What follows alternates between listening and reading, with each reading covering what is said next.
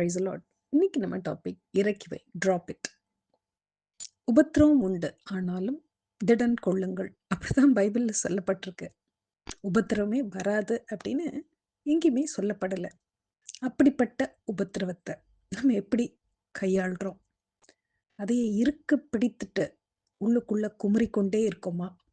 இல்லை அதை அப்படியே இறக்கி வச்சுட்டு, அதாவது முழுமையா நம்ம இருதயத்தில் உள்ள அனைத்தையும் தேவனிடத்தில் இறக்கி வைத்துவிட்டு புதிய மனுஷனா, புதிய மனுஷியா, புதிய காரியத்தை நோக்கி புதிய பொலிவுடன் முன்னோக்கி நகர்றோமா? இன்னைக்கு அதை பத்தி தான் பார்க்க போறோம். அதுக்கு முன்னாடி ஒரு குட்டி தகவல்.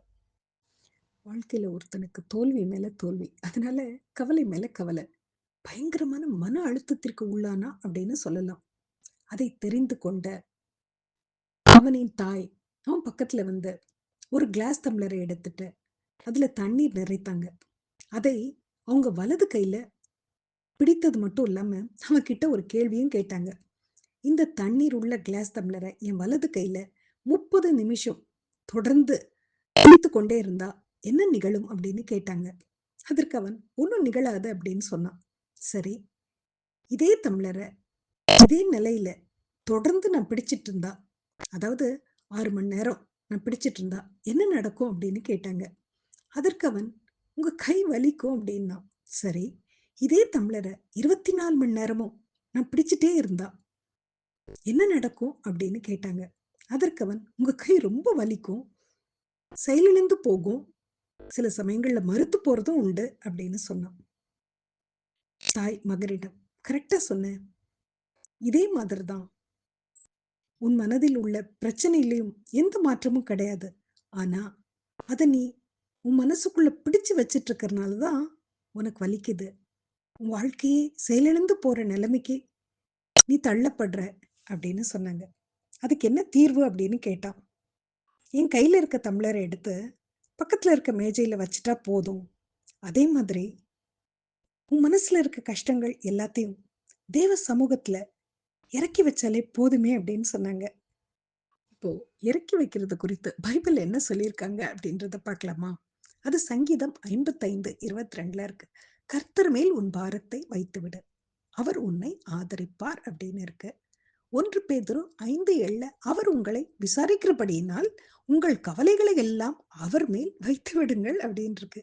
அது மட்டுமா, பிலிப்பியர் 4:6 என்ன இருக்குன்னா, நீங்கள் ஒன்றிற்கும் கவலைப்படாமல் எல்லாவற்றையும் குறித்து உங்கள் விண்ணப்பங்களை ஸ்தோத்திரத்தோட கூடிய ஜெபத்தினாலும் வேண்டுதலினாலும் தேவனுக்கு தெரியப்படுத்துங்கள் அப்படின்னு இருக்கு. இன்று நம்ம பார்க்க போகும் நபர் அன்னாள்.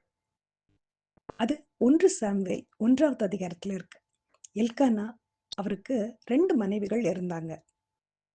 பெனினாள், மற்றவள் அன்னாள். பெனினாளுக்கு பிள்ளைகள் இருந்தார்கள் அப்படின்னு சொல்லப்பட்டிருக்கு. அன்னாளுக்கோ பிள்ளை இல்லை அப்படின்னு இருக்கு. அதனால் பெனினாள் அன்னாளை துக்கப்படுத்திட்டே இருந்தாங்க அப்படின்னு இருக்கு. அதனால அன்னாள் மிகவும் துக்கம் அடைந்தாங்க, விசனப்பட்டாங்க அப்படிலாம் இருக்கு. அன்னாள் அழுதாள், சாப்பிடாமல் இருந்தாள், சஞ்சலப்பட்டாள் அப்படிலாம் குறிப்பிடப்பட்டிருக்கும். விளைவு என்ன?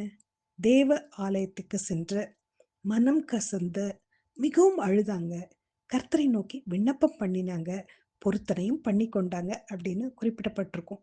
எப்படி? அன்னாள் தன் இருதயத்திலே பேசினாள், கர்த்தருடைய சந்நிதியில் தன் இருதயத்தை ஊற்றி விட்டாள்னு பார்க்கிறோம். விளைவு என்ன?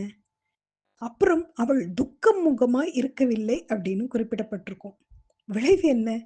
அவங்க முதல் தீர்க்கதரிசி சாமுவேலை பெற்றாங்க அப்படின்றதையும் நம்ம பார்க்கிறோம்.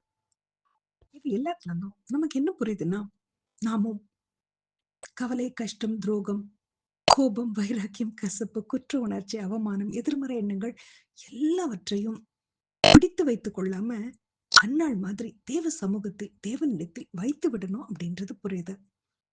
அது மட்டுமா, துக்கமுகமாகவே இல்ல அதுக்கப்புறம் அப்படின்றத பாக்குறோம். நாமும் துக்கமுகமாவே இருக்கக்கூடாது அப்படின்றது புரியுது. நாமும் புதிய நிலைக்கு கடந்து செல்லணும், நமக்கான திட்டத்தை நோக்கி நகர்ந்து செல்லணும் அப்படின்றது புரியுது. அப்படி நம்ம இருந்தா நமக்கான கதவுகள் திறக்கும், நம்மில் இருந்தும் தீர்க்கதரிசி தோன்றுவார்கள் அப்படின்றது புரியுது. நம் வாழ்க்கையில் திருப்புமுனை உண்டாகும், சந்தோஷம், மகிழ்ச்சி, சமாதானம் பிறக்கும். அது மட்டுமா, நமக்குள் இருக்கும் படைப்பாற்றல் வெளியில வரும். நாம எப்படி பார்க்கிறோம்? நம்ம எப்படி இறக்கி வைக்கிறோம்? செல்ஃப் டெஸ்ட் பண்ணிக்கலாமா? Have a nice day.